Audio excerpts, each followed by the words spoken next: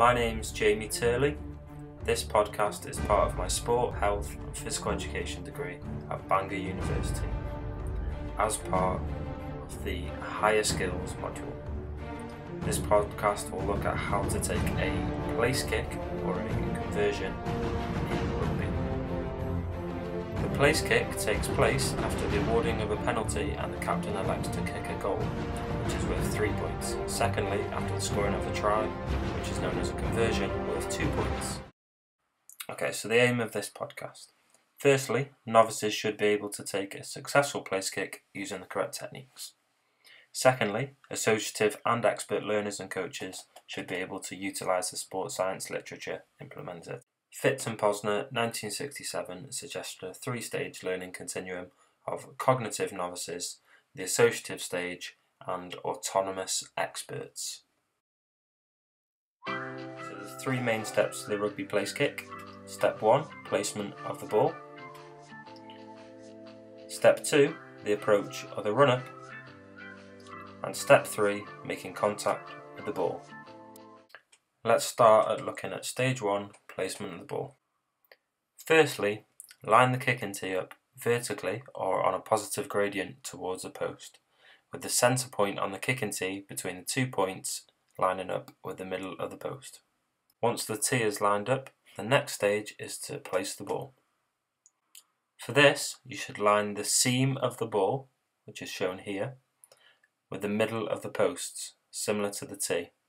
In the final stage to placing the ball needs to be tilted forward, as shown here, with the tip of the ball lining up to the centre of the posts. Placing the ball this way will allow for elevation when making contact with the ball. Let's recap step 1, placement of the ball. In summary then, place the tee on a positive gradient, with the middle point lining up to the centre of the posts. Secondly, place the ball with the seam, again lining up to the centre of the posts. And finally, tilt the ball forwards for elevation. This should result in a linear line from the tee, the ball, through to the centre of the posts. Now we're ready to look at step 2, the approach or the run-up. The approach or the run-up is unique for every player. Most take 3 or 4 steps back, check in line with the posts, and then take 4 or 5 steps either to the left if you're right-footed or to the right if you are left-footed. You're aiming for a 45-degree angle from the ball to the posts. It is at this point that we should look at implementing our sports science literature.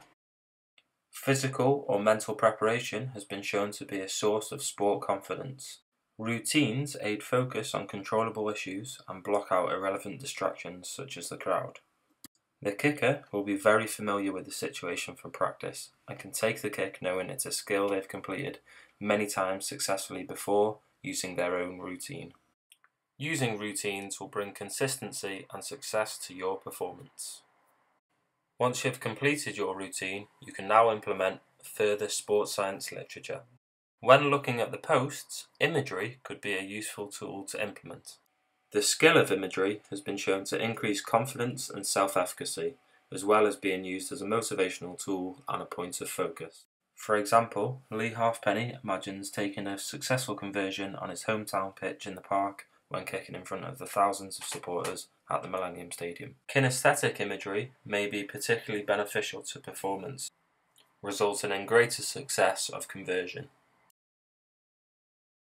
Athletes will think to themselves, especially at this point prior to the kick. Positive self-talk, such as "I can make this kick," increases arousal, readiness, confidence, motivation, and reinforcement, ultimately improving the chance of successful performance. Finally, focus of attention can have an impact on performance. Pressure leads to conscious processing and a de-automation of skills, according to Baylock et al. 2002. The theory suggests this description takes place in experts rather than novices, whilst Wolf and colleagues 2000 suggest a constrained action hypothesis, where novices also constrain the motor system and intervene with automatic control processes through conscious processing.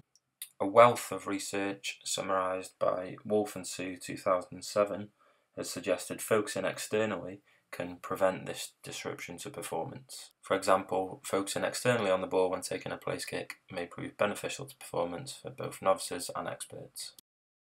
Now we've implemented sports science literature, the next step is to make the approach. Begin your approach on your non-kicking foot, in my case, the left. Have your chest pointing towards the ball at all times, remembering that previously stated 45-degree angle with the ball. Remain upright on your approach towards the ball. Then, when ready, make your approach, with your feet shoulder width apart in a power position, ready to make contact with the ball. Once you reach the ball, your plant foot should be alongside the ball, pointing in the direction of the posts, ready to transfer your weight and power through the ball in line with the posts. Remember to point your chest towards the ball, so your power transfers linearly in line with the posts. Let's summarise step 2. Take 3 or 4 steps back and 4 or 5 steps to the opposite side of your preferred foot, aiming for a 45-degree angle with the ball. Begin your approach on your non-dominant foot with the chest pointing towards the ball.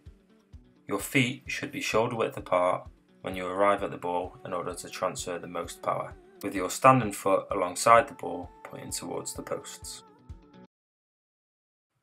Finally, step 3, contact with the ball. At this point, we're looking to transfer our power on what's known as the sweet spot. This point can be found around a third of the way up the ball, as shown here, just inside the seam. If you make contact with this point, the kick will seem effortless and should go through the posts with power and accuracy. Contact with the foot should be made here at the knuckle of the foot along the first metatarsal, allowing for the most power.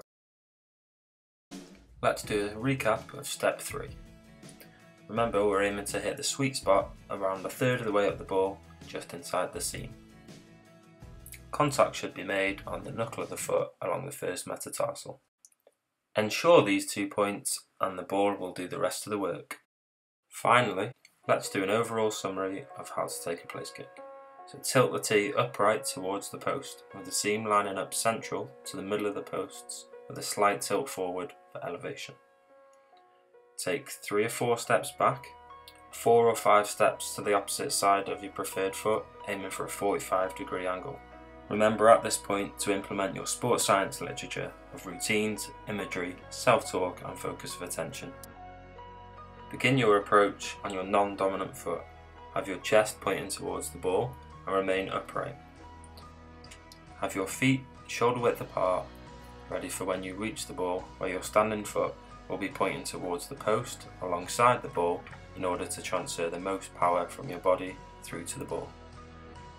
Finally, make contact with the sweet spot of the ball at the knuckle of the foot. Thanks for watching and let me know how you get on with your practice.